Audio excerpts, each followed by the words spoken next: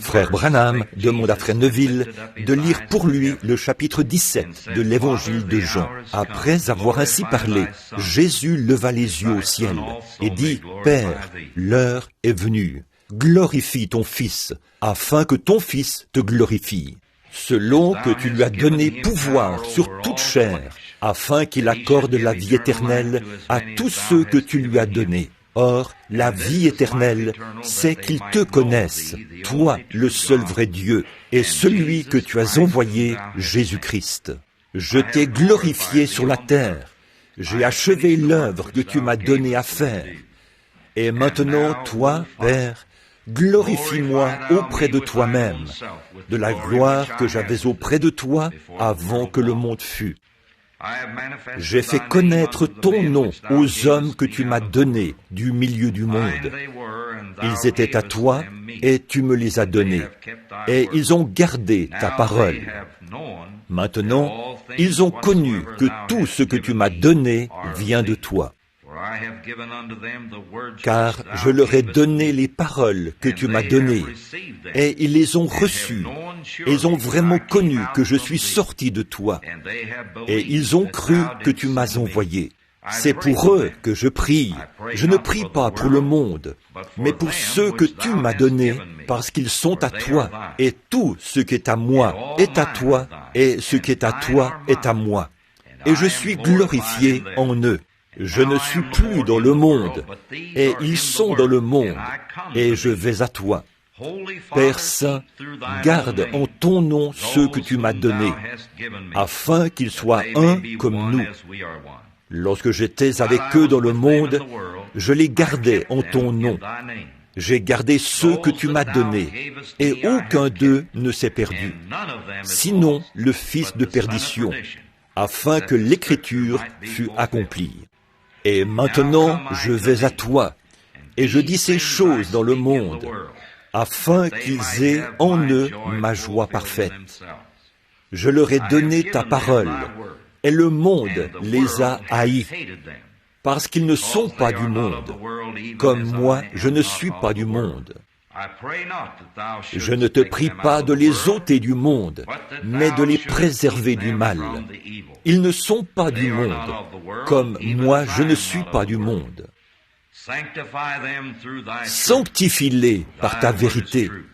Ta parole est la vérité. Comme tu m'as envoyé dans le monde, je les ai aussi envoyés dans le monde, et je me sanctifie moi-même pour eux, afin qu'eux aussi soient sanctifiés par la vérité. Ce n'est pas pour eux seulement que je prie, mais encore pour ceux qui croiront en moi par leur parole, afin que tous soient un, comme toi, Père, tu es en moi, et comme je suis en toi, afin qu'eux aussi soient un en nous, pour que le monde croie que tu m'as envoyé. Je leur ai donné la gloire que tu m'as donnée, afin qu'ils soient un comme nous sommes un, moi en eux et toi en moi, afin qu'ils soient parfaitement un, et que le monde connaisse que tu m'as envoyé et que tu les as aimés comme tu m'as aimé. Père, je veux que là où je suis, ceux que tu m'as donnés soient aussi avec moi, afin qu'ils voient ma gloire, la gloire que tu m'as donnée, parce que tu m'as aimé avant la fondation du monde. Père juste, le monde ne t'a point connu, mais moi je t'ai connu, et ceux-ci ont connu que tu m'as envoyé.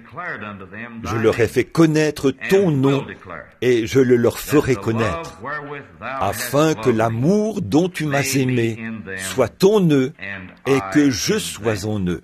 Frère Neville dit, et puisse le Seigneur ajouter sa bénédiction à la lecture de tout ce chapitre, le chapitre 17 de l'Évangile de Jean. Que Dieu te bénisse, Frère Branham. Merci, Frère Neville. Que le Seigneur te bénisse, Frère Neville. Je suis exactement comme Frère Neville. Je ne pouvais tout simplement pas attendre jusqu'à Noël pour ouvrir ce cadeau. Et vous savez, après avoir atteint l'âge mûr, on redevient enfant. Mais je trouve vraiment Frère Neville très élégant dans son nouveau complet. Et moi, j'ai reçu l'un des plus beaux par-dessus que j'ai jamais vu de ma vie, de la part de cette église-ci, et je l'apprécie beaucoup. Je vous remercie d'avoir estimé que j'étais un peu plus costaud que je le suis en réalité, mais je crois qu'ils vont m'en chercher un d'une taille un peu plus petite demain. Ce manteau est juste un peu trop grand pour l'homme qu'il doit recouvrir.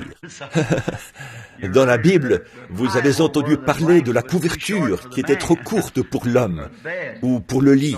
Eh bien, c'est à peu près la même chose ici, avec ceci et moi, puisque le manteau était un peu trop grand, mais il est vraiment beau, et j'espère qu'ils en ont un autre là-bas d'environ une taille plus petite, qui m'ira très bien. Et moi aussi, je le porterai, pour le montrer comme il l'a fait là. Il m'est déjà arrivé de prêcher en portant un par-dessus. Très bien, j'étais content de le porter. Eh bien, je n'ai jamais eu de bon par-dessus de toute ma vie. C'est vraiment la première fois que je possède un bon par-dessus. Je me demande si cette église se rappelle la première fois que je suis parti de cette église. Vous vous rappelez ce soir-là ce que c'était que j'étais parti de cette église pour aller rendre visite à la fille de Robert Dougherty à Saint-Louis. Eh bien, je pense que sœur et frère Spencer se souviennent de ça. Frère Roy Slaughter, ici présent, tous ceux qui... Je n'avais même pas de manteau, et l'église avait récolté 11 $ pour mon billet, et j'avais emprunté à mon frère son par-dessus. Et il était à peu près 2 fois trop grand pour moi, et je l'avais mis dans ma valise, parce que, quand je l'enfilais, ce n'était vraiment pas beau à voir. Et d'un autre côté, le fait de ne pas en avoir du tout, ça ne donnait pas une bonne image de moi. Alors je l'ai mis dans ma valise. Et quand je suis arrivé là-bas, j'y suis resté 2 ou 3 jours. Le Seigneur a commencé à agir. Et il a guéri la petite Betty. Vous savez, je l'ai vue il n'y a pas longtemps. C'est une belle jeune femme maintenant. Elle avait la danse de Saint-Guy et elle était étendue comme un animal. Elle était secouée par des spasmes pendant des jours et des jours. Et les meilleurs médecins avaient abandonné son cas. J'ai passé la journée et la soirée là. Le Seigneur m'a donné une vision sur ce qu'on devait faire. Et il a dit, la petite Betty sera délivrée dès qu'ils auront fait ça. J'ai dit au prédicateur et à son père de se lever. J'ai dit à la dame, vous étiez en ville l'autre jour. Vous achetiez des petites poêles et vous en avez acheté une bleu granit. Elle se trouve dans le bas de vos placards de cuisine. Vous ne l'avez jamais déplacée depuis que vous l'avez mise là. Elle a commencé, elle a dit, c'est vrai. J'ai dit, allez la chercher et remplissez-la d'eau. Apportez une petite serviette blanche et venez ici, car ainsi dit le Seigneur, la petite Betty sera guérie. Et...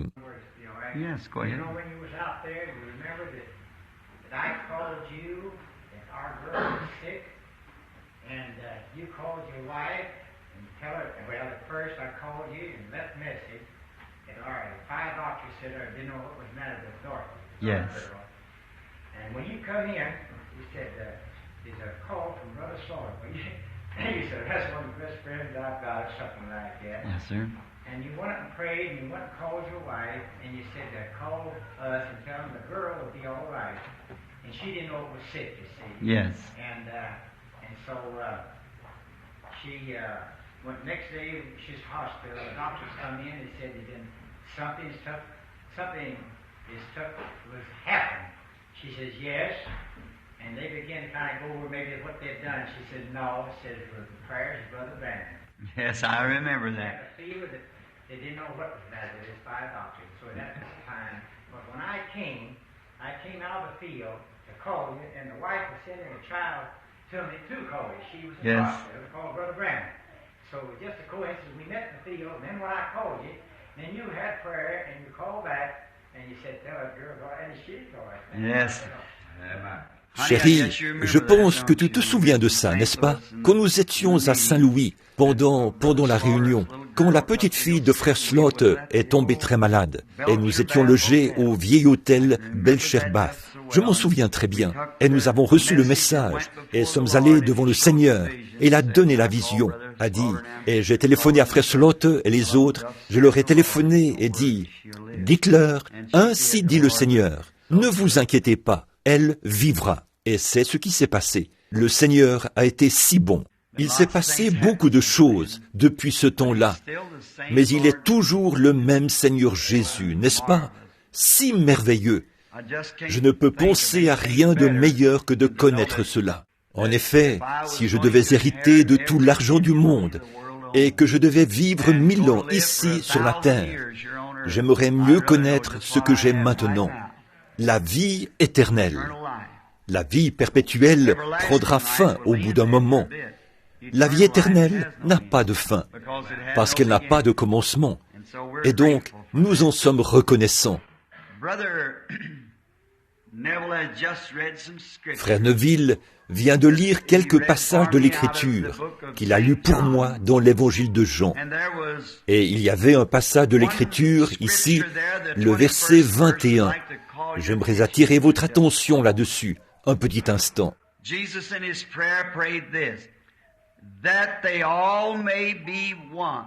Jésus, dans sa prière, a dit ceci, « Afin que tous soient un, comme toi, Père, tu es en moi, et comme je suis en toi, afin qu'eux aussi soient un en nous, pour que le monde croie que tu m'as envoyé. » Et si je me permets de l'appeler un sujet, j'aimerais dire ceci, l'unité d'un seul Dieu dans la seule Église. Vous savez, Dieu a fait l'homme pour qu'il atteigne des réalisations. C'est pour ça qu'il a été fait. Tout au long de sa vie, l'homme a essayé de réaliser quelque chose. Et ces réalisations, la raison pour laquelle il cherche à les faire, c'est parce qu'il a été conçu pour ça. Dieu l'a fait ainsi. Mais le problème, c'est que dans ses réalisations, il cherche à faire quelque chose de son propre chef. C'est là qu'il fait son erreur et qu'il a des ennuis. Or, au commencement, la Genèse, qui est le chapitre des semences de la Bible, nous voyons là que quand Dieu a créé l'homme, il l'a créé de la façon dont il savait qu'il devait être. Et il n'aurait jamais pu être mieux conçu que ce qu'il est. Quand il a commencé la création de la vie, il a commencé par la forme de vie la moins évoluée, qui est, plus ou moins, le tétard, la grenouille, jusqu'à la forme de vie la plus évoluée, l'homme, qui est à l'image de Dieu. Et alors, dans cette vie, l'homme s'est mis à réaliser des choses. Mais quand il l'a fait, il a commencé à laisser Dieu de côté. Il a commencé à avoir des motifs égoïstes. Et quand il a fait ça, il a commencé à concevoir des choses par lui-même. Et nous voyons qu'il n'a pas fallu beaucoup de temps pour qu'il pervertisse la planète même sur laquelle Dieu l'avait placée. Il l'a réduite à une telle condition que même son Créateur s'est affligé en son cœur d'avoir créé l'homme. Et vous pouvez imaginer ce que Dieu a dû ressentir quand il a vu que la créature même qu'il avait faite à son image, celui à qui il avait donné autorité, celui qu'il avait créé pour qu'il puisse faire quelque chose pour lui, ce dernier a pourtant consacré toutes ses forces et son pouvoir à des désirs et des réalisations égoïstes. Et alors, nous voyons que peu de temps après cette grande leçon que Dieu a donnée à l'homme à cette époque-là, en détruisant le monde entier par l'eau, comme la Bible nous le dit, qu'il a inondé la terre et a tout détruit à l'exception d'un reste qu'il a épargné, Noé et sa famille. Et l'homme, tout de suite après cette grande leçon, il semble que l'homme est incapable de tirer une leçon, si ce n'est à ses dépens. Nous remarquons cela même dans nos enfants. Nous devons les punir bon nombre de fois, sévèrement, pour leur faire comprendre. Il semble que l'homme, en soi, est un échec total, dès le départ. Quand il a perdu sa relation avec Dieu, il est devenu une entité à lui seul. Il ne dépendait plus de Dieu. Et quand Dieu lui a donné la leçon de ce qu'il en coûtait d'essayer de faire quelque chose par ses propres moyens, que ses œuvres s'anéantiraient, tout de suite après, nous les voyons de nouveau se mettre à atteindre des réalisations.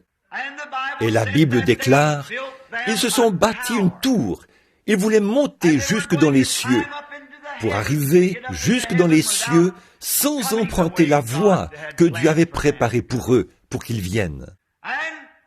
Et les hommes peuvent faire mieux quand ils s'unissent. Maintenant, prenez un homme, tout seul. Son pouvoir se limite à celui d'un seul homme. 2 hommes, ça double sa force. 4 hommes rendent sa force 4 fois plus grande. Et Dieu veut que nous soyons un. Dieu a créé l'homme pour que nous soyons un. Et nos motifs doivent être un. Et nos objectifs doivent être un.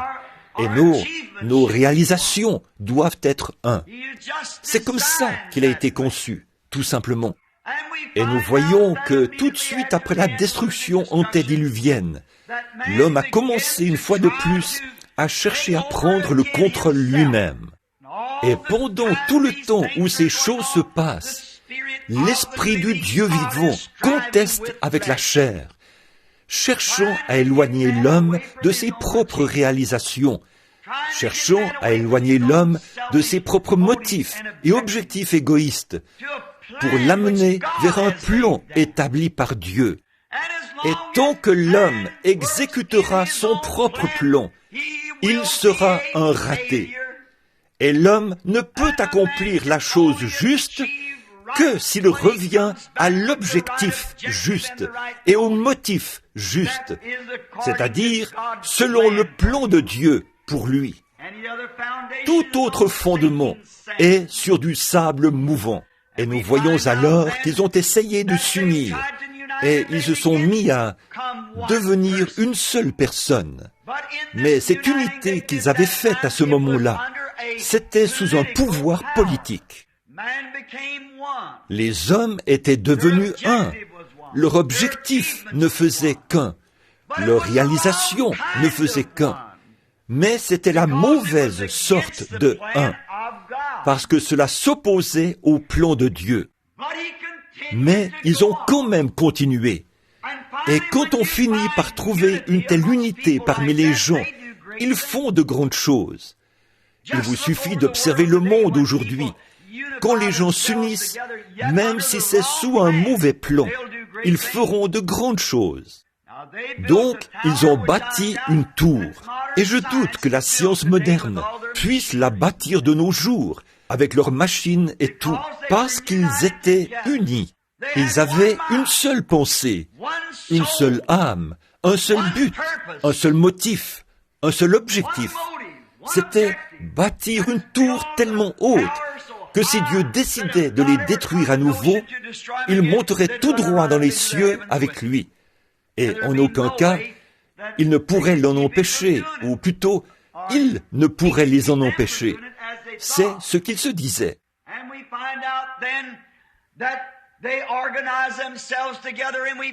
Et nous voyons alors qu'ils se sont organisés, et nous les retrouvons encore complètement en dehors de la volonté de Dieu. En voilà une belle image d'aujourd'hui, quand les hommes cherchent à s'unir. Et nous devons être unis, mais eux, ils s'unissent sous les mauvais systèmes. Avez-vous déjà remarqué comment le diable imite les choses de Dieu? Avez-vous déjà vu comment il utilise les choses que Dieu a faites selon son dessein? Et ce qui est mal est tellement trompeur. Bon, un mensonge, s'il s'agit d'un vrai mensonge, qu'il est évident, alors n'importe qui peut le détecter. Mais le mensonge qui contient à peu près 99% de vérité, c'est ce mensonge-là qui est trompeur. Avez-vous déjà remarqué la façon dont le diable a séduit Ève? Tout ce qu'il lui a dit était exactement la vérité, à l'exception d'une seule chose. Il a dit, « Vos yeux s'ouvriront, et vous connaîtrez le bien et le mal, et tout ça. Et vous serez comme des dieux, parce que vous ne distinguez pas le bien du mal pour l'instant. » Et toutes ces choses étaient vraies.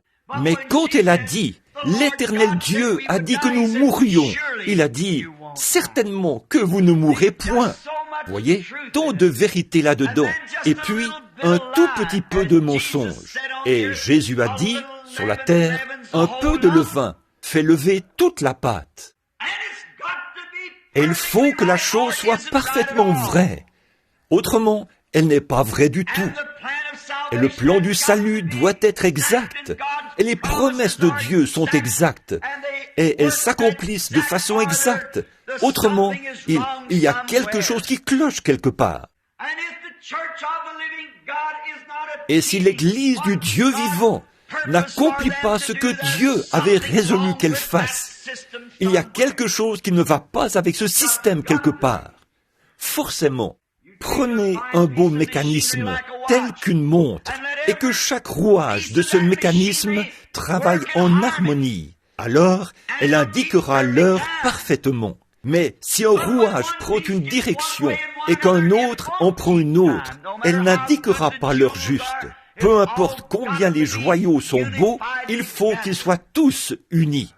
Et c'est cela le but de Dieu, que nous nous unissions et que nous soyons un. Mais là, nous voyons comment le diable imite les choses. Toute l'injustice, ce n'est que la justice pervertie. Un mensonge, ce n'est que la vérité déformée. Les bonnes choses que Dieu fait, les mauvaises choses, ce sont les bonnes choses perverties. Ainsi donc, l'injustice, c'est la justice pervertie. Satan ne peut rien créer de lui-même. Il ne peut que prendre ce que Dieu a déjà créé pour pervertir cela. Un homme qui vit avec sa femme est parfaitement en ordre. Mais s'il prend une autre femme, bien que ce soit le même acte, c'est perverti et c'est la mort. L'un amène la vie, l'autre amène la mort. C'est comme ça, en effet. Toutes les choses que Satan a à sa portée, il ne fait que prendre ce que Dieu a fait et il change le tout. Avez-vous déjà observé la religion mahométane? Au tombeau de Mahomet, depuis 2000 ans, il y a un cheval blanc scellé. Toutes les 4 heures, il relève la garde et un autre cheval blanc est amené là. Et ils font cela avec respect et en croyant toujours que Mahomet ressuscitera un jour et qu'il chevauchera pour aller s'emparer du monde. Ils le croient. Et vous êtes-vous déjà demandé pourquoi un cheval blanc? Savez-vous que l'Écriture déclare que Jésus reviendra monté sur un cheval blanc et son vêtement teint de sang et son nom est la parole de Dieu? C'est le Seigneur Jésus. Il reviendra chevauchant dans les cieux avec les armées derrière lui, monté sur un cheval blanc. Voyez-vous cette religion pervertie qui a changé les choses en disant que ce sera Mahomet sur un cheval blanc. Mais Jésus, il revient dans les cieux. Et Mahomet, c'est terrestre. Donc, Satan œuvre avec les choses de la terre, alors que Dieu œuvre avec les choses des cieux. Et avez-vous déjà pensé à la tour de Babylone et fait la comparaison avec l'échelle de Jacob? Comment il cherchait à construire des marches d'escalier autour de la tour qui iraient jusqu'au ciel. Il ne cherchait qu'à pervertir l'échelle de Jacob qui allait des cieux jusqu'à la terre. Et les anges qui descendaient et qui montaient, ils ont perverti cela.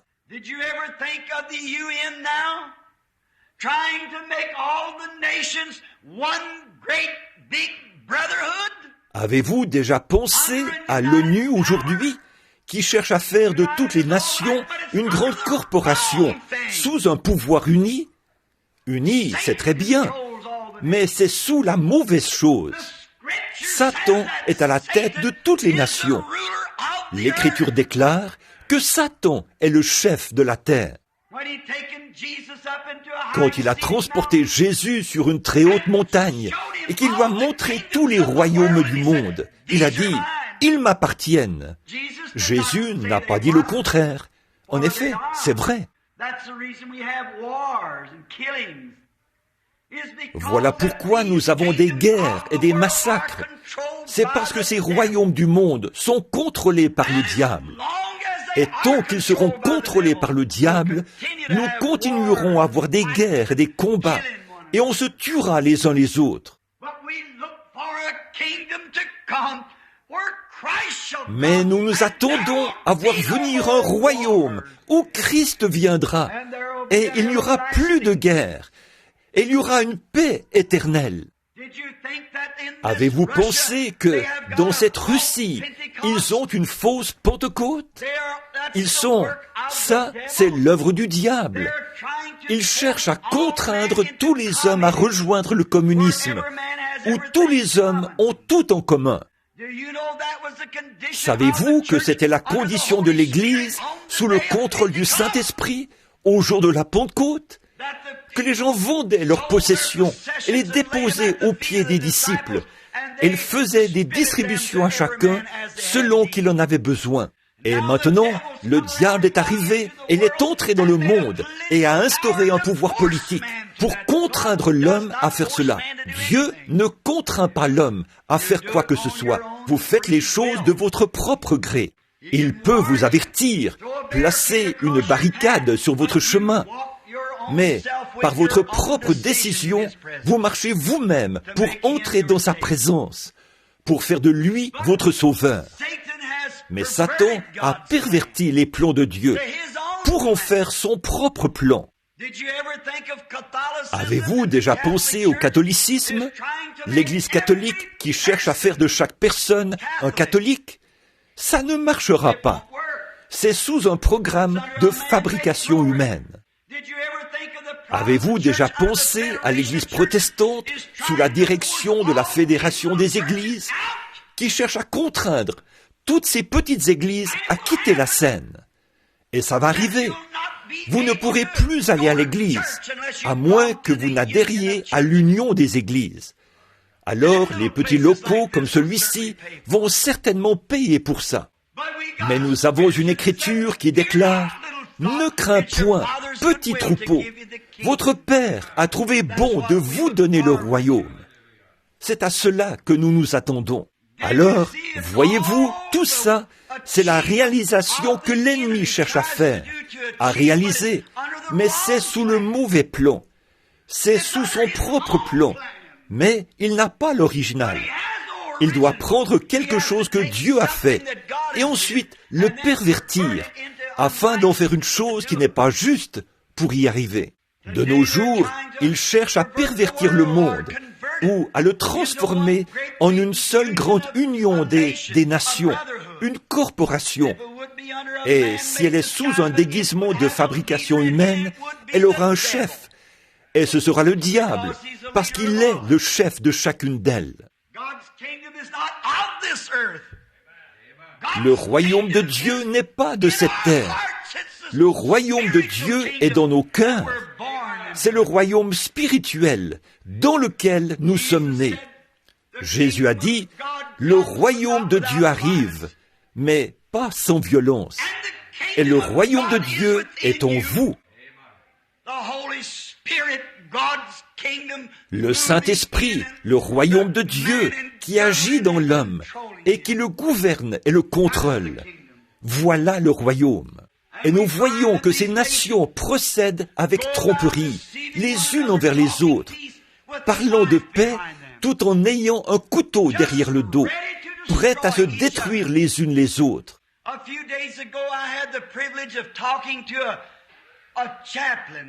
Il y a quelques jours, j'ai eu le privilège de parler à un aumônier, un grand homme.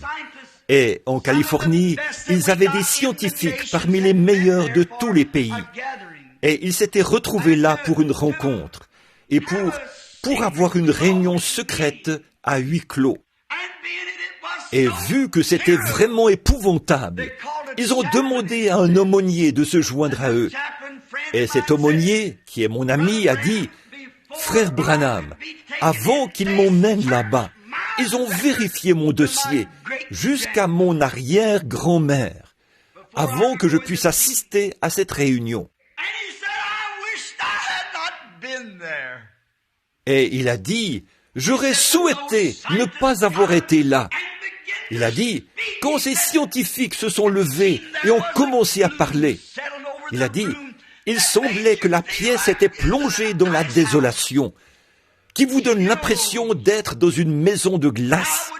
Des frissons, ça glacerait le sang d'un homme. Il a dit, nous n'avons pas le droit de parler de ces choses. Nous avons prêté serment. Mais il a dit, j'ai le droit de vous dire ceci. Il a dit, ils sont sur le point de se débarrasser de l'armée et de l'aviation, le corps d'aviation militaire et tout ça. Il a dit, ils n'en ont plus besoin. Il a dit, ils ont des armes si mortelles qu'elles pourraient détruire la terre entière en l'espace d'une seconde. Et il a dit, s'ils permettaient que ce soit de notoriété publique, là, les gens paniqueraient et ils iraient dans les rues en criant à tue-tête. Il a dit, ils ont une bombe qui tomberait sur la terre, une seule bombe dont l'explosion détruirait tout ce qui se trouve dans un rayon de 280 kilomètres et formerait un cratère d'une profondeur de plus de 30 mètres. Où pourriez-vous vous cacher? Et si vous creusiez à une profondeur de 300 mètres, impossible, vous vous retrouveriez dans l'éruption volcanique de la Terre.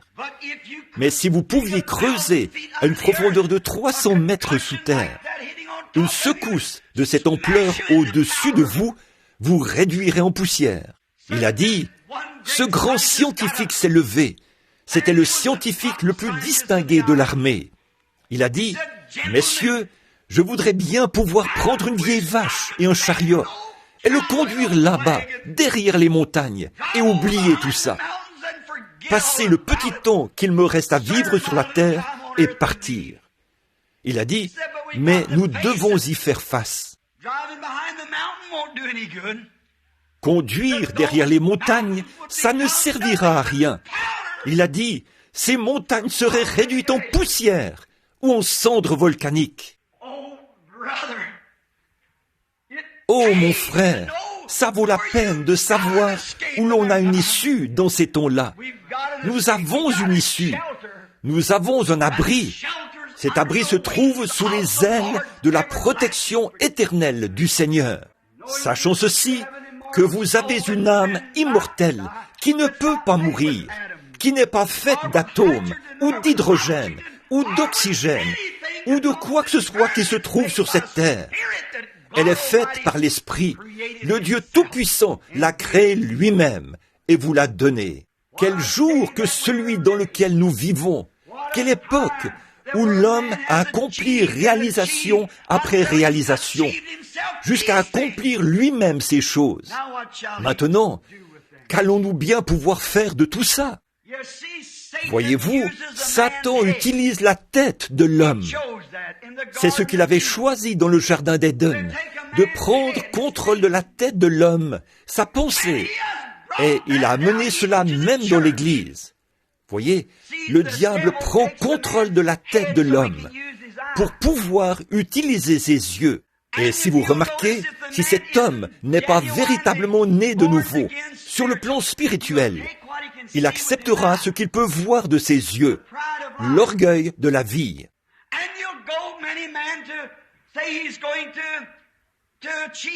Et comme bien des hommes, il ira dire qu'il va réaliser quelque chose, qu'il veut adhérer à une église, il veut être religieux, et il cherchera jusqu'à trouver la plus grande église possible, puisque l'homme veut toujours faire quelque chose de grand. Il veut se faire un grand nom. Voilà ce qu'un homme charnel, à la pensée folle, pense. Oh, si je peux avoir ma propre organisation, si je peux simplement ajouter quelques milliers de membres à ma dénomination, alors elle sera au pays la plus importante dans son genre. À quoi cela sert-il? Mais il pense qu'il est en train de réaliser quelque chose parce qu'il ajoute plus de membres. Je crois que c'était il y a quelques années, en 1944, que les baptistes avaient sorti un slogan, 1 million de plus en 44. Et quand ils gagnaient, après en avoir obtenu 1 million de plus, c'est exactement comme adhérer à un club. S'ils ne sont pas de véritables disciples de Christ, nés de nouveau, ils n'ont de baptiste que le nom. Regardez les autres dénominations, les luthériens, les presbytériens, les pentecôtistes, toutes les autres dénominations, elles sont pareilles. Elles cherchent à réaliser quelque chose. Elles veulent faire quelque chose de grand, voyez, parce que c'est avec son œil à lui qu'ils regardent. C'est avec son œil qu'il considère les choses. Et bon nombre de fois, il ne comprend pas que c'est la chose même qu'il ne devrait pas faire. Mais le diable utilise l'œil de l'homme et lui montre quelque chose d'attrayant. Il lui ouvre les yeux pour qu'il regarde à cela. Et il a amené cela jusque dans l'Église, dans la pensée intellectuelle de l'homme. Il y a quelque temps, ce grand évangéliste, Billy Graham, était ici à Louisville. Et il a montré sa Bible. Il a dit, « Ceci, c'est le point de référence de Dieu. » Et il a raison. Il a parfaitement raison. Mardochée Ham, l'évangéliste, ma vieille patrie du Kentucky, et moi étions assis à la même table. Billy s'est converti sous le ministère de Mardochée Ham. Et nous étions assis là. Et il a dit, « Que se passe-t-il » Il a dit, Paul était allé dans une ville et n'avait fait qu'un seul converti.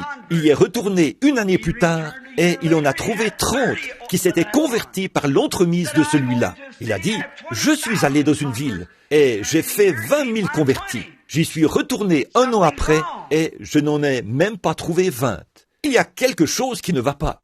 Et il a dit, savez-vous ce que c'est? C'est vous, les prédicateurs paresseux, qui vous installez dans des bâtiments, dans vos bureaux, vos pieds sur le bureau, et vous n'allez pas visiter les gens.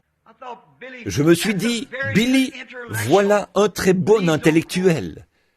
Ne rapportez pas mes paroles, s'il vous plaît. Mais ce n'est pas cela. Qui étaient les pasteurs qui sont allés voir celui que Paul avait converti? Ce n'était pas ça. Voici ce que c'est. Ces soi-disant séries de réunions aujourd'hui, et ce sont de grandes séries de réunions, mais ça n'a d'effet que sur la partie intellectuelle de l'homme. Cet homme est charmé par une série de réunions de réveil, et il dit, oui, j'accepte Christ, et il le fait de façon intellectuelle, parce qu'il est au milieu d'une grande foule. Il le fait parce qu'il y a de grands prédicateurs devant lui, mais ce n'est qu'une conception intellectuelle. Cet homme ne pourra jamais progresser. Cela ne doit pas rester dans ses pensées, mais entrer dans son cœur, afin qu'il naisse de nouveau. Sinon, il ne pourra jamais résister à l'épreuve. La conception intellectuelle, c'est très bien, mais souvenez-vous, quand l'œil regarde les choses, le diable utilise votre œil. Dans le jardin d'Éden, on a eu la preuve que le diable choisit la tête de l'homme pour y œuvrer. Mais Dieu choisit le cœur. Le diable montre à l'homme, par ses yeux, quelque chose qu'il peut voir. Et il dit, voir, c'est croire. Mais quand Dieu vient à un homme, il vient à son cœur. Et par la foi, il l'amène à croire des choses de son cœur que ses yeux ne voient pas. Car l'Écriture déclare que la foi est une ferme assurance des choses qu'on espère, une démonstration de celles qu'on ne voit pas. Dieu œuvre ici. Satan œuvre ici. Alors, à quoi servent ces grandes écoles et ces séminaires finalement? Parfois, pas tout le temps, mais trop souvent, ça tire la chose d'ici jusqu'ici, alors que ça devrait la prendre d'ici pour l'amener jusqu'ici, dans le cœur de l'homme. Vous savez, l'Écriture déclare, un homme est tel que sont les pensées dans son cœur. Le vieil incrédule et critique disait, Dieu a fait preuve de folie en déclarant qu'il y a des facultés mentales dans le cœur de l'homme. Parce que là, il n'y a pas ce qu'il faut pour penser.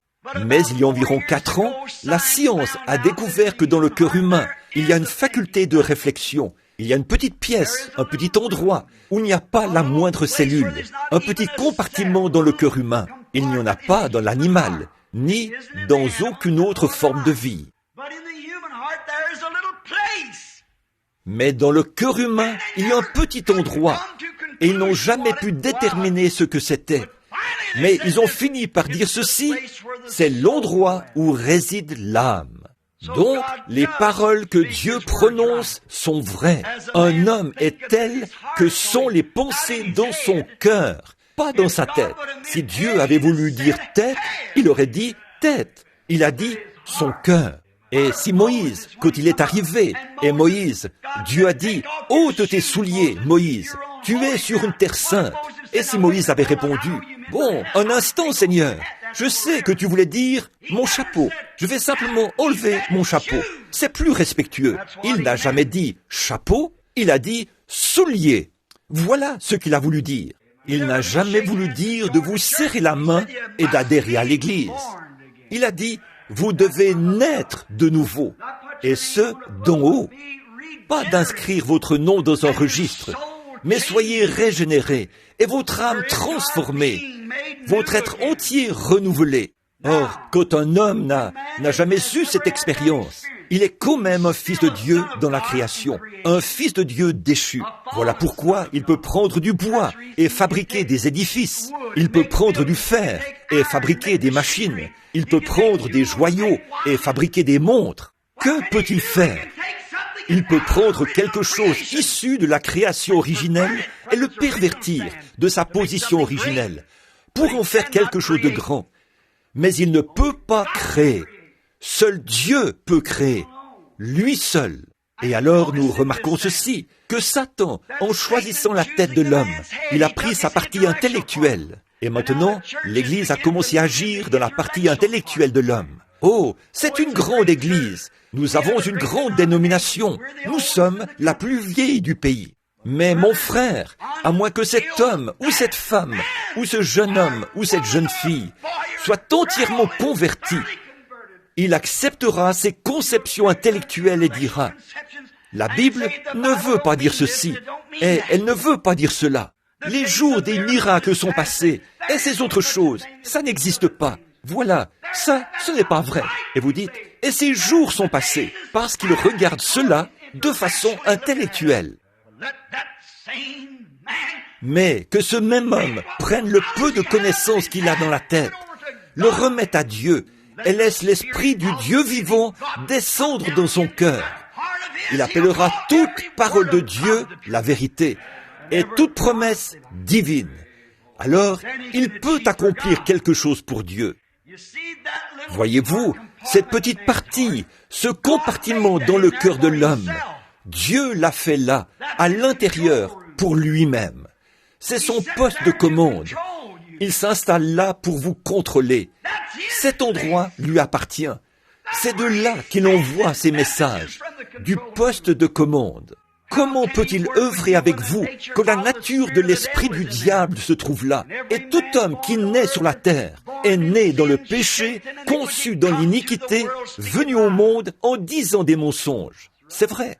Alors, dans cette nature charnelle d'Adam, comment un homme peut-il accomplir quoi que ce soit, si ce n'est par son intellect? Mais quand il devient une nouvelle création, et que ce vieil homme est parti, et que le nouvel homme, Christ, monte sur son trône dans le cœur humain, alors la vie prend un aspect différent. Alors il emprunte un nouveau chemin. De ses propres motifs égoïstes, là, ses grandes idées de se faire passer pour quelque chose de grand, il se dirige tout droit vers le calvaire pour reconnaître Dieu. Alors son objectif, son motif, sa réalisation et tout ce qu'il est se trouve dans la gloire de la croix, où Christ a payé le prix pour la vie humaine. Christ est notre vie. Voilà pourquoi Jésus a dit, si un homme ne naît de nouveau, il ne peut même pas comprendre le royaume de Dieu. Vous ne pouvez pas le faire. Ce n'est pas dans votre nature de le faire. Alors, pourquoi Dieu a-t-il fait ce petit endroit? Il l'a fait pour que là, vous puissiez être remplis. Vous devez être remplis de quelque chose. Vous ne pouvez pas être un être humain sans être rempli. L'heure est venue où vous êtes contraint de prendre une décision. Et c'est maintenant. Parce que partout sur la terre, on est contraint de le faire. J'ai entendu des prédicateurs qui, à l'aide de schémas, ont cherché à expliquer ce qu'était la marque de la bête. Mais une sorte de schéma, il ne faut pas de schéma pour ça. L'Écriture déclare, tous ceux qui n'ont pas reçu le sceau de Dieu avaient la marque de la bête. Il n'existe que deux catégories de gens sur la terre. L'une a la marque de Dieu et l'autre a la marque du diable. Et tous ceux qui n'ont pas reçu la marque de Dieu ont la marque du diable. C'est ce que déclare l'Écriture. Alors, vous êtes contraints de prendre une décision. Et laissez-moi enfoncer ça en vous. Ce n'est pas pour être blessant ou malveillant, mais c'est pour vous dire la vérité et vous mettre en garde. L'homme doit faire quelque chose à ce sujet. C'est vôtre, vous êtes contraints de le faire. Il faut que vous preniez une décision. Alors, si je peux vous montrer par la parole de Dieu ce qu'est le sceau du Dieu vivant, là, vous saurez. La Bible déclare dans Éphésiens 4:30, une fois, dans bien des endroits d'un bout à l'autre de l'Écriture, que le Saint-Esprit est le sceau de Dieu. Alors, sans le Saint-Esprit, vous êtes forcément dans l'autre camp. Peu importe combien vous êtes intellectuel, à combien de grandes dénominations vous adhérez, combien vous êtes pieux et religieux, Satan était pareil. Satan, ce n'est pas une grosse brute à la queue fourchue et aux sabots fourchus. C'est un esprit. Et la Bible déclare, tellement rusé qu'il séduirait même les élus, si c'était possible. Il est religieux. Caïn n'était-il pas aussi religieux qu'Abel? Caïn n'avait-il pas offert un sacrifice comme Abel l'a fait? Caïn n'avait-il pas construit une église pour le Seigneur comme Abel l'a fait? Caïn ne s'était-il pas avancé pour adorer comme Abel l'a fait? Caïn n'avait-il pas offert un sacrifice comme Abel l'a fait? Mais l'un est venu avec une conception intellectuelle. Il a présenté des fleurs et des fruits des champs et a embelli son autel intellectuellement. Mais Abel, par la foi, a choisi un agneau, car ce qu'il fallait, c'était le sang et la vie. Et il l'a amené sur un rocher et il a martelé son petit cou jusqu'à ce qu'il se vide de son sang. Dieu a dit, c'est juste, Abel. C'est très bien. Comment est-ce que ça lui est venu? Par la révélation, pas par l'intellect. C'est par son cœur qu'il l'a su. Jésus a dit, « Sur ce roc, je bâtirai mon église, et les portes du séjour des morts ne prévaudront point contre elle. » Une révélation spirituelle, une conception spirituelle. L'homme regarde à l'extérieur, déclare l'Écriture. Dieu regarde au cœur. Vous êtes rempli de quelque chose. Vous pourriez être rempli de doutes. Vos pauvres cœurs pourraient être remplis de doutes au point où ils en débordent. J'espère que non. Vos cœurs pourraient être remplis de tracas et de soucis. Il se pourrait que vos cœurs soient remplis d'ennui. Et il se pourrait que vous soyez remplis de religion, d'intellect, de théologie au parfum raffiné, que vous soyez membre de grandes églises qui existent depuis bien des années, assis là, aussi confiants que possible. Mon frère, permettez-moi de vous dire que vous pouvez amener des membres dans cette église jusqu'à ce que vous soyez âgés et que vous mouriez. Et tout ce que vous ferez, c'est bâtir une autre tour de Babel. Certainement. Vous pouvez être rempli de futilité. Vous pouvez être rempli d'absurdité. Vous pouvez être rempli de n'importe quoi. Mais vous ne pouvez pas rester vide. La Bible dit, la Bible déclare, lorsque l'esprit impur est sorti d'un homme, il va dans des lieux arides, cherchant à se reposer. Puis il revient avec 7 autres démons pires que ce qu'il était. Et la dernière condition de cet homme est 8 fois pire qu'au départ. Voilà ce qui se passe avec ces séries de réunions. Quand les gens s'avancent dans des réunions de réveil et que les hommes sont simplement conduits vers une conception intellectuelle, ils s'en vont adhérer à une église et on reste là, satisfait. C'est très bien, il n'y a rien de vrai dans toutes ces autres sottises. Nous ne devrions pas accepter ça. Le pasteur dit, « Oh, voilà tout. Ça, c'était il y a très longtemps, dans un autre âge. » Et tout à coup, ce démon revient avec 7 autres démons. Il devient un démon religieux. Là, il est vraiment rempli. Là, il fait preuve d'orgueil et de jalousie. Et il se met en colère contre le Dieu même qui a écrit la Bible. Il regarde ceci et dit, « Ces choses que je fais, vous les ferez aussi. » Ça, c'était pour les disciples. « Allez par tout le monde et prêchez la bonne nouvelle, » a dit Jésus, sa dernière commission à l'Église. « Voici les signes qui accompagneront ceux qui auront cru. » Jusqu'où? Par tout le monde. À qui? Toute la création. Ces signes en accompagneront certains. L'Écriture déclare, accompagneront ceux, tous ceux qui auront cru. En mon nom, ils chasseront les démons. Ils parleront de nouvelles langues. S'ils saisissent des serpents ou boivent quelques breuvages mortels, cela ne leur fera point de mal. S'ils imposent les mains les malades seront guéris. C'est ce qu'a dit Jésus. Voici les signes qui accompagneront les croyants, pas les gens qui sont négatifs, pas les membres d'église intellectuels, mais les croyants nés de nouveau, qui sont passés de l'intellect au cœur, là où Dieu monte sur le trône de son poste de commande, pour contrôler vos émotions, pour contrôler votre foi, pour contrôler votre caractère. Dieu veut vous remplir. Pourquoi veut-il vous remplir? De quoi veut-il vous remplir?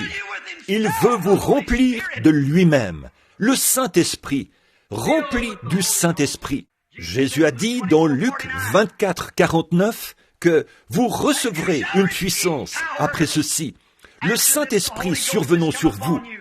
Alors, vous serez mes témoins à Jérusalem, dans la Judée, dans la Samarie et jusqu'aux extrémités de la terre. Quand? Lorsque vous aurez obtenu votre doctorat? Lorsque vous aurez obtenu votre licence en lettres? Non, mais lorsque vous aurez reçu le Saint-Esprit, vous serez alors mes témoins dans cette génération, les générations à venir et jusqu'aux extrémités de la terre. Et au jour de la Pentecôte, quand le Saint-Esprit est descendu du ciel comme un vent impétueux et qu'il a rempli toute la maison où ils étaient assis, des signes et des prodiges se sont accomplis au milieu d'eux. Et les intellectuels ont dit, « Homme frère, que pouvons-nous faire pour être sauvés ?» Pierre a dit, « Repentez-vous, chacun de vous, et soyez baptisés au nom de Jésus-Christ pour la rémission de vos péchés, et vous recevrez le don du Saint-Esprit. Car la promesse est pour vous, pour vos enfants, et pour ceux qui sont au loin, en aussi grand nombre que le Seigneur notre Dieu les appellera. » Voilà de quoi Dieu veut vous remplir. Il veut vous remplir du Saint-Esprit. C'est alors que vous serez unis. À quoi? Une église? Non, monsieur. Vous serez unis. À quoi? Un credo? Non, monsieur. Vous serez unis à Dieu. Et vous et Dieu serez un. Comme lui et le Père sont un. Et le Saint-Esprit de Dieu vivra en vous. Et les mêmes œuvres que le Saint-Esprit avait accomplies quand il était ici, en Jésus-Christ, s'accompliront en vous. Car il a dit qu'il le ferait. Alors, nous serons un. Jésus a prié pour cela dans la prière de ce soir. Notre Maître Céleste a adressé une prière au Père, demandant que nous soyons un, comme lui et Dieu sont un. Et à quel point était-il proche? Dieu était la vie et l'esprit qu'il y avait en lui. Et si nous sommes un avec lui, nous le serons. Sa vie et son esprit seront en nous. Alors, la conception intellectuelle et charnelle de ce monde, et les credos et les dogmes disparaîtront, et une nouvelle expérience vierge sera générée.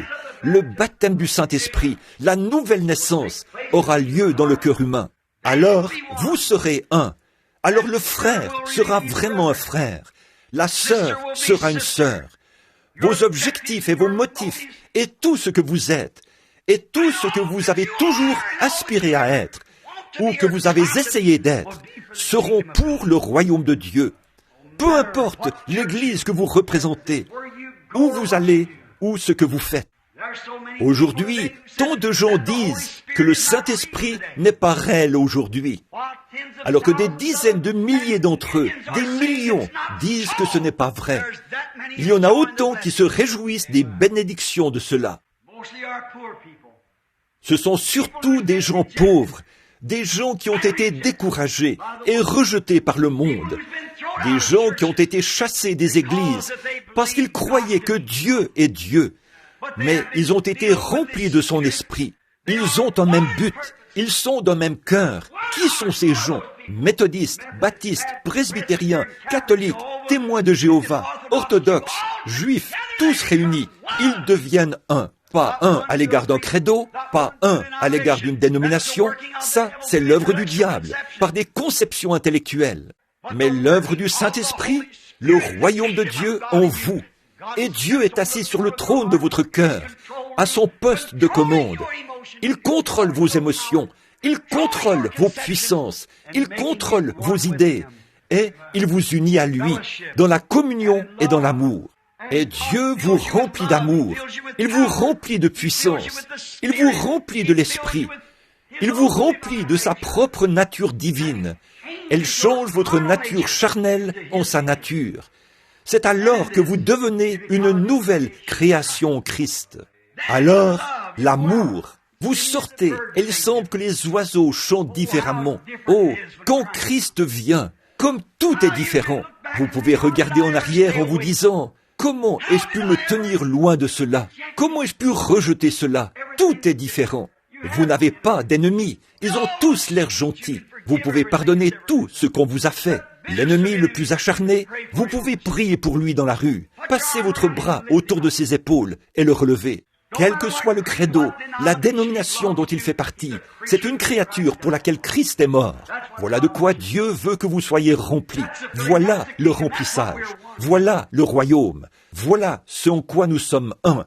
Donc, nous sommes un, pas pour l'avancement d'une dénomination, pas pour l'avancement d'une secte ou d'un credo. Nous sommes un pour l'avancement du royaume de Dieu.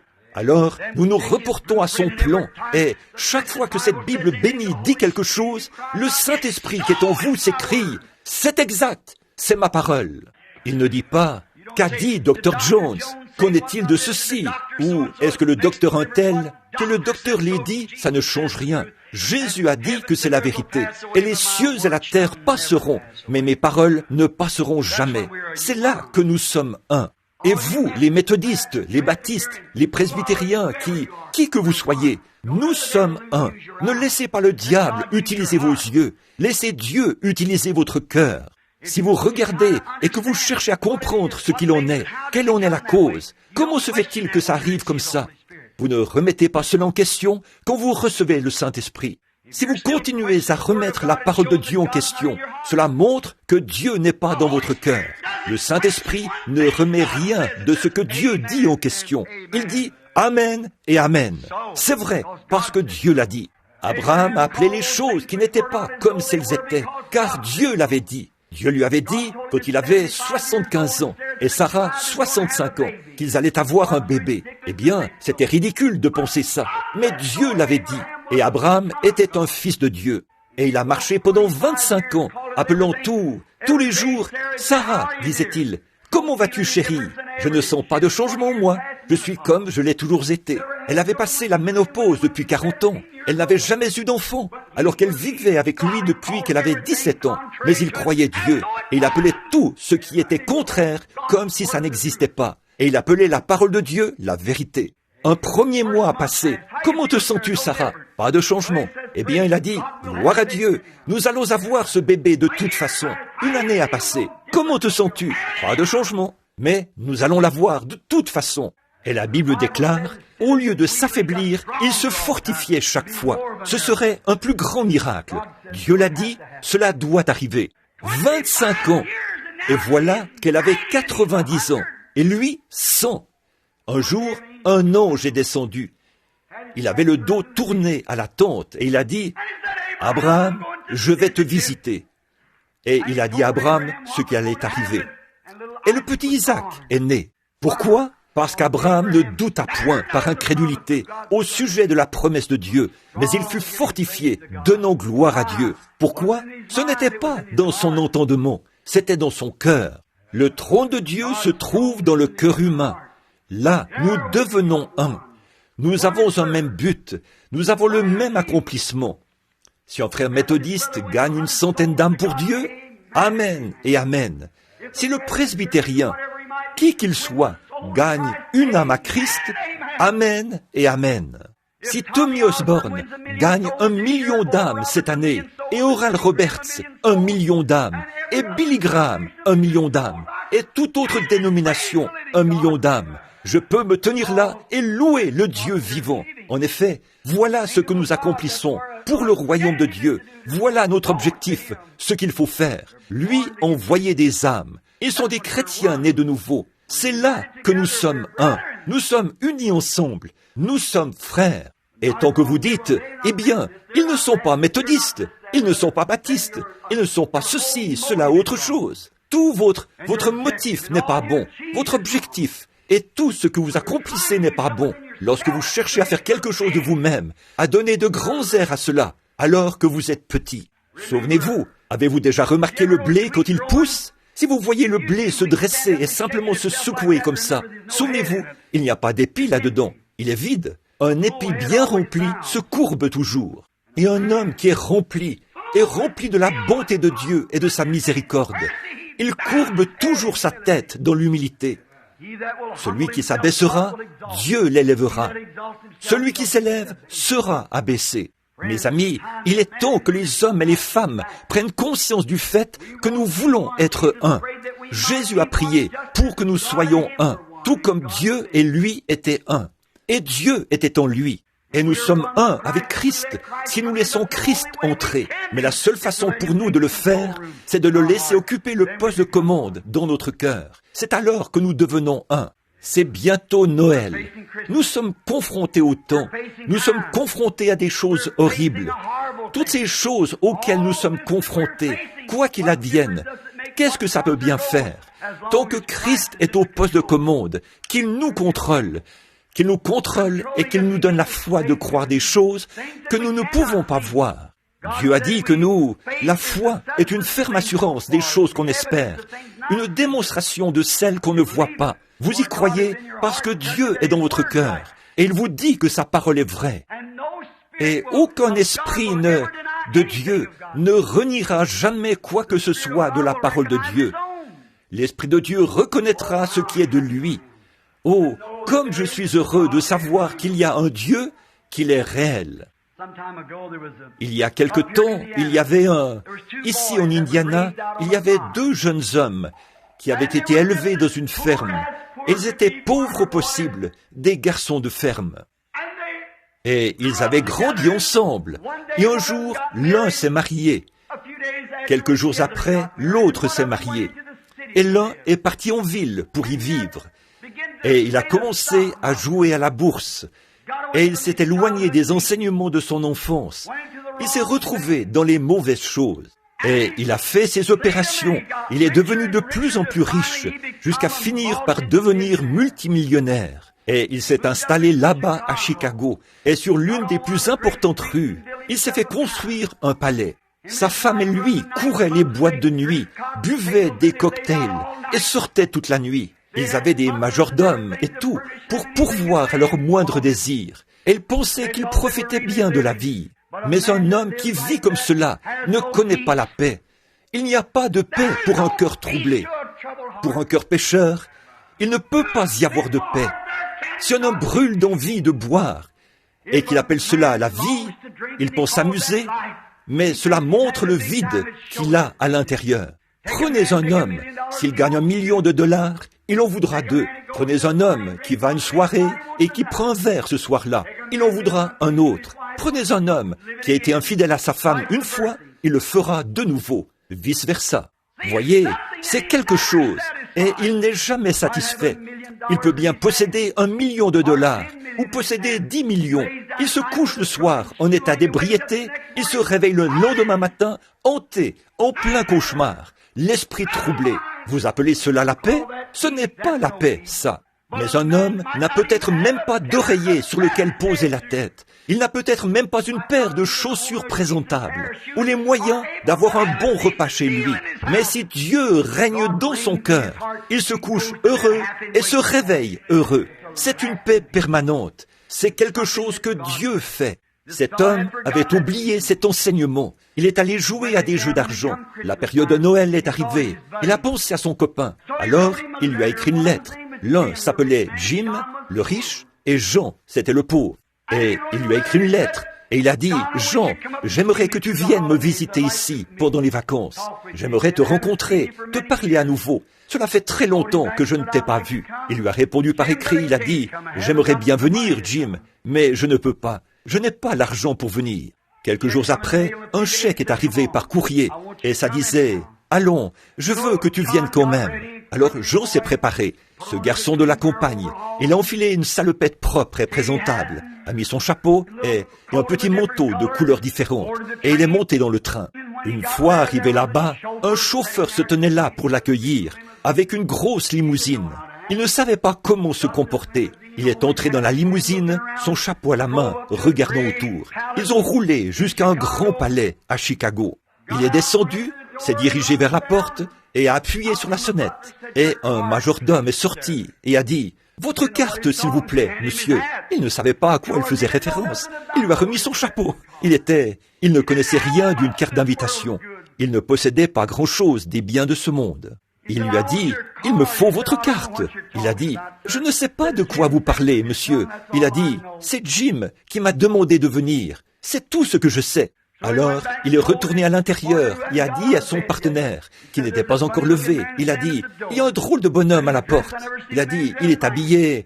Je n'ai jamais vu d'homme habillé comme lui. » Et il a dit que Jim l'a fait venir. Il a dit « Dis-lui, entrez ». Ce dernier a enfilé son peignoir, a traversé le couloir pour rejoindre son vieil ami de la campagne. Elle lui a serré la main. Il a dit « Jean, tu ne peux pas savoir combien je suis heureux de te revoir ». Et le brave monsieur de la campagne se tenait là, parcourant la pièce du regard. Il a dit « Jim, tu es vraiment dans l'abondance ». Il a dit « Je veux te faire visiter les lieux ». Il l'a amené à l'étage, et là-bas, sur la véranda, il a ouvert une fenêtre. Il a dit « Où est Marthe ?» Oh, il a dit « Elle n'est pas encore rentrée. Elle était sortie hier soir. » Il a dit « Ah, et vous deux, comment ça va ?» Il a dit « Oh, sans plus. » « Jean, comment ça va entre toi et Cathy ?» Il a dit « Vraiment bien. » Il a dit « Oh, elle est à la maison ?» Il a dit « Oui, nous avons 7 enfants. » Il a dit « Vous avez des enfants, vous ?» Il a dit « Non, Marthe n'en voulait pas. » Il a dit « Elle s'est dit que nous ferions mieux de ne pas avoir d'enfants. Ça affecte la vie sociale. » Tu sais, il a soulevé les rideaux et a dit « Regarde ici. » Il a dit « Tu vois cette banque tout là-bas ?» Il a répondu « Oui. » Il a dit « Je suis le président de cette banque. » Il a dit « Tu vois cette compagnie de chemin de fer ?» Oui. Il a dit « Je détiens des actions là-dedans, d'une valeur d'1 million de dollars. » Et il a regardé en bas, et il a vu les grands jardins et tout ça. Combien c'était beau. Et le brave Jean se tenait là, son chapeau de paille à la main, regardant autour. Il a dit « C'est très bien, Jim. Je suis certainement bien content que tu aies tout ça. » Il a dit « Cathy et moi, nous n'avons pas grand-chose. » Il a dit « Nous vivons toujours dans cette petite maison de Bardo, là-bas. » Et il a dit « Nous n'avons pas grand-chose, mais nous sommes très heureux. »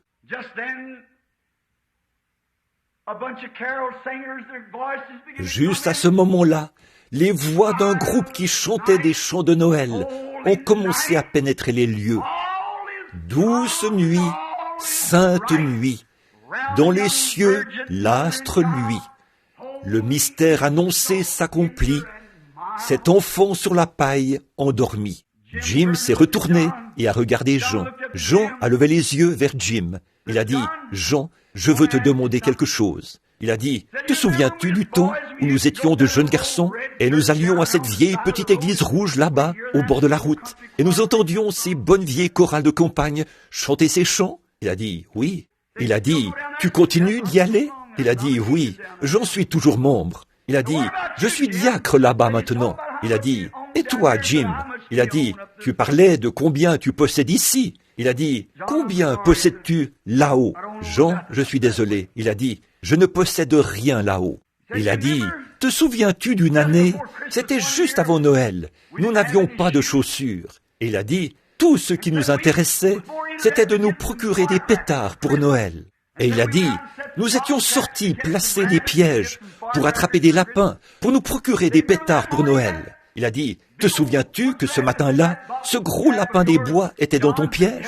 Jean a dit « Oui, je m'en souviens. Tu voulais te procurer des pétards, et tu étais allé t'en procurer. Tu les avais partagés avec moi. » Il a dit « Oui. » Il a dit Jean, je serais prêt à partager tout ce que j'ai avec toi, mais il y a une chose que j'aurais souhaité que tu partages avec moi. Il a dit, je donnerais tout ce que je possède si je pouvais à nouveau marcher, pieds nus, sur ce petit chemin poussiéreux qui menait à cette vieille petite église et sentir cette présence du Dieu vivant, alors que cette chorale chantait et que ce bon vieux prédicateur de campagne prêchait.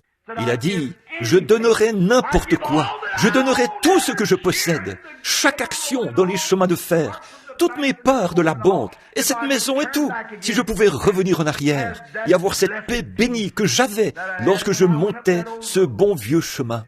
Le brave Jean l'a pris, l'a enlacé de ses bras. Il a dit, un jour, il y avait 3 mages, des hommes riches qui sont venus et qui ont tout déposé aux pieds de Jésus quand il était bébé. Et il a ajouté, ils ont reçu le pardon de leurs péchés. Il a dit, moi, bien que je pense que tu es formidable, Jim, dans tout ce que tu as fait. Tu as été béni, toutes ces choses. Mais je préférerais avoir ma femme et mes 7 enfants, vivre là-bas, dormir sur des paillasses et avoir la paix que j'ai dans mon cœur, que d'avoir toutes tes richesses, Jim, tout ce que tu pourrais avoir.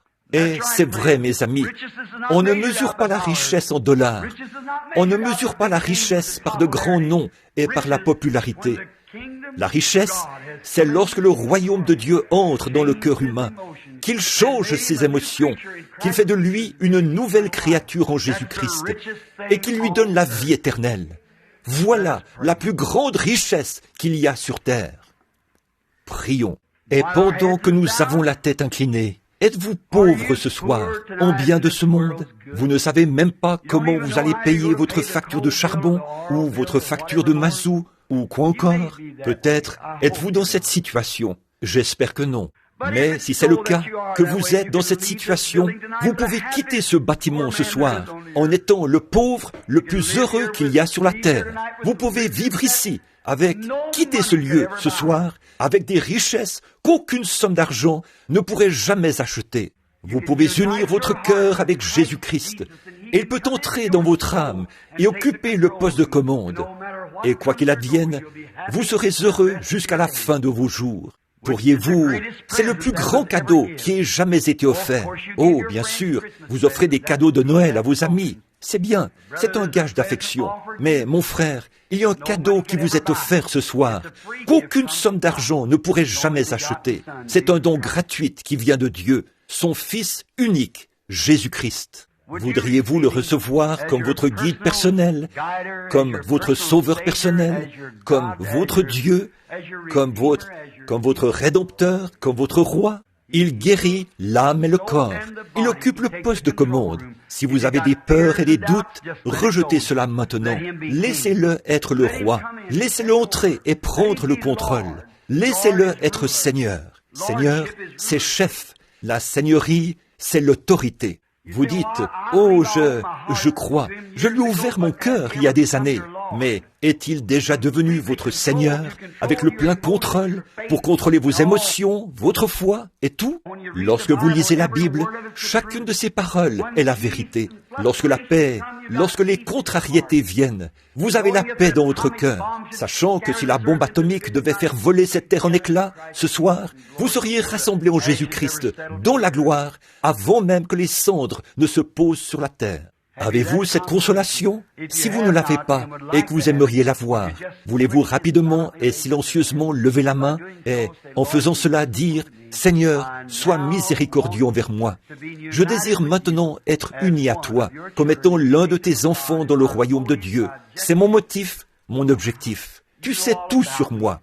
Prends-moi, Seigneur, tel que je suis et que je t'appartienne. Que Dieu te bénisse, fiston. Que Dieu vous bénisse, monsieur. Et que Dieu vous bénisse. Et vous, mon frère. Vous là-bas. Et vous, madame. Que Dieu vous bénisse. C'est bien.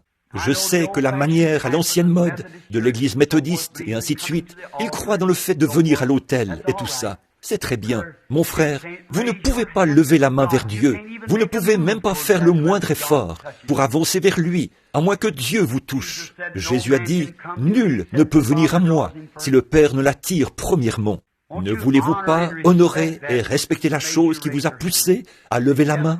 Dites, « Oui, Seigneur, ça vient du fond de mon cœur, et tout péché que j'ai, je le dépose maintenant sur ton autel. Je me consacre à toi maintenant même, Seigneur, pour qu'à partir de cette heure-ci, je vive pour toi. Et toutes mes habitudes et tous mes péchés et tout, je les délaisse ici même. Je vide mon cœur. Sois le chef de mon cœur. Sois le Seigneur de mon cœur. Prends la place qui te revient dans ma vie, Seigneur, et domine sur moi. Soyez sincères maintenant, pendant que nous prions. Seigneur, j'ai appris dans ta parole qu'il est écrit que nul ne peut venir à moi si mon Père ne l'attire premièrement. Et tous ceux que le Père m'a donnés viendront à moi. Un homme pourrait vivre 10 ans, 20, 50 ou 75 ans, ou plus encore, et il n'est pas encore venu. Mais viendra un temps où la lumière brillera sur son sentier, et il en aura donc l'occasion. Combien nous sommes reconnaissants qu'il existe encore un Dieu qui aime les gens. Et ce soir, il a démontré sa miséricorde envers nous en permettant que de nombreuses mains se lèvent pour accepter Jésus comme étant ce grand cadeau de Noël de Dieu, le cadeau originel. Et le seul vrai, véritable cadeau de Noël envoyé par Dieu à la terre, c'est son Fils unique. Reçois-les, Seigneur. Il viendra un jour où, en mourant, leur tête s'apesantira sur l'oreiller, où ils gémiront sur la route, sous une automobile, ou peut-être leurs gorges gargouilleront-elles, parce qu'ils se seront noyés dans l'eau. Je ne sais pas quelle sera leur destination, mais Seigneur, je sais ceci, que Jésus a prononcé ces paroles. Celui qui croit en moi vivra, quand même il serait mort, et quiconque vit et croit en moi ne mourra jamais. Je crois que c'est ta parole, Seigneur. Que je vive ou que je meure, cela reste ta parole, car c'est toi qui l'as prononcée. Et tous les cieux et la terre passeront, mais ta parole ne faillira jamais. Tu as dit, je ne mettrai pas dehors celui qui vient à moi. Je lui donnerai la vie éternelle, et je le ressusciterai au dernier jour. Qu'il se noie en mer, qu'il soit brûlé par le feu, que ses cendres soient dispersées aux 4 vents de la terre. Le Seigneur Dieu, avec une voix d'archange et avec la trompette de Dieu, descendra du ciel, et les morts en Christ ressusciteront premièrement.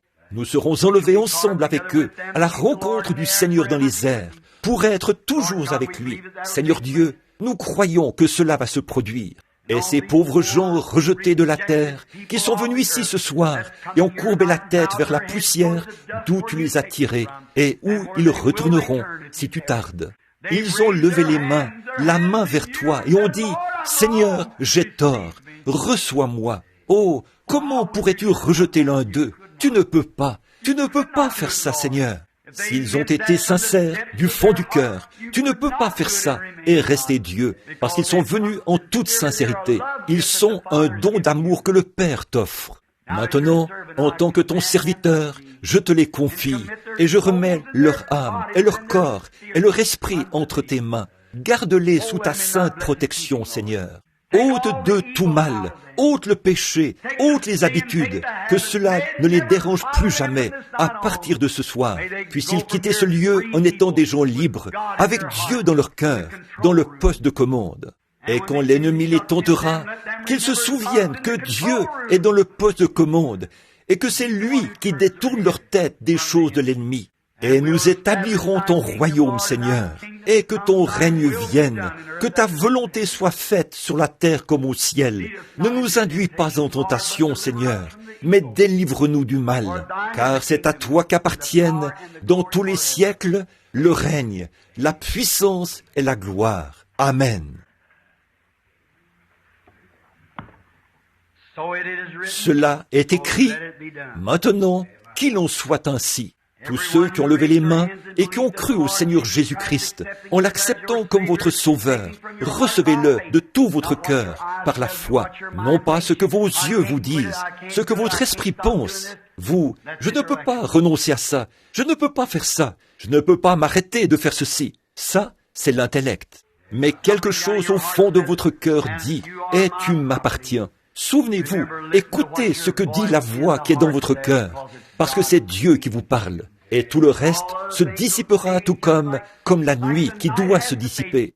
Lequel est le plus fort, la nuit ou le jour? Que le soleil se lève, et voyez ce qu'il advient de la nuit. Elle se dissipe et ne peut subsister. Et lorsque l'Esprit de Dieu entre dans le cœur d'un homme, tout son intellect se dissipe, et les ténèbres et les doutes s'en vont, et vous ne pouvez plus jamais les trouver, car il n'y a pas de place pour cela. La lumière a rempli son âme. Il marche dans la lumière. Il est dans la lumière. Il est un enfant de Dieu, et Dieu l'aime. Maintenant, j'aimerais chanter un cantique, tous ensemble. Je suis un enfant du roi, un enfant du roi. Avec Jésus mon sauveur, je suis un enfant du roi. Combien ressentent cela maintenant? Levez la main. Je suis un enfant du roi. Vous qui aviez levé les mains tout à l'heure, levez-les. Croyez-le, tenez-vous-y, Dieu connaît votre cœur.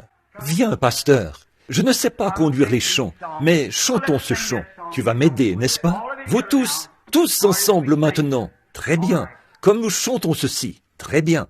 Je crois que notre sœur s'avance avec pour nous donner la note de la mélodie. Je regardais autour, je ne la voyais nulle part. Et c'est pour ça que j'ai dit cela. Combien connaissent? Mon père possède des maisons, des terres. Il détient les richesses du monde dans ses mains. Pensez-y donc, à quel point c'est beau. Très bien. Tout le monde maintenant, tous ensemble.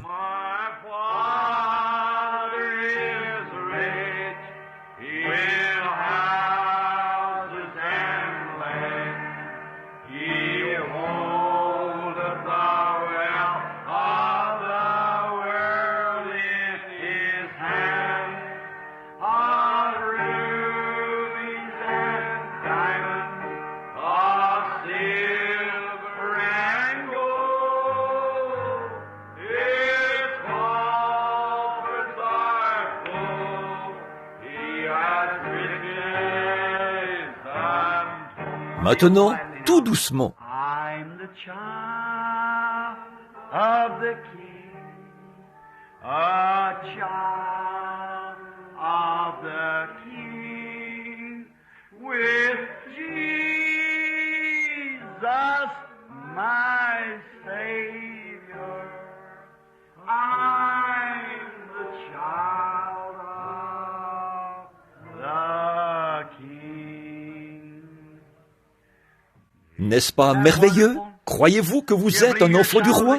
Levez la main, tous ceux d'entre vous qui croient qu'ils sont des enfants du roi. Très bien. Maintenant, pendant que nous le chantons encore, je veux que vous serriez la main de quelqu'un derrière vous, quelqu'un devant vous, quelqu'un à votre droite et à votre gauche. Peu importe ce qu'ils sont, peu importe votre croyance. Si vous êtes un enfant du roi, pendant que nous le chantons encore. I'm a child of the King, a child of the King, with Jesus, my Savior. I'm the child of the King. A tent or a cottage, why should I care? They're building a palace for me over there, of rubies and diamonds, of silver and gold. His cars are full. He has